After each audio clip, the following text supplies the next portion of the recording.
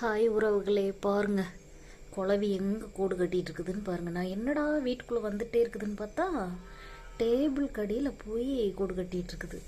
கடிச்சிச்சின்னா அவ்வளோதான் ஃப்ரெண்ட்ஸ். பாருங்கள், தெரியுதா உங்களுக்கு? இங்கே பாருங்க. இப்போ இவங்க பறந்ததுக்கப்புறம் அதை உடச்சி வீசிட வேண்டியதான். எவ்வளோ இதை எங்கே போய் கொடுக்கட்டுது.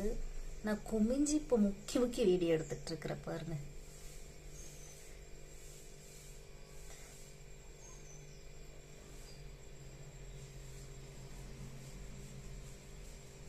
கட்டுங்க கட்டுங்க, உடச்சி வீசிடலாம்.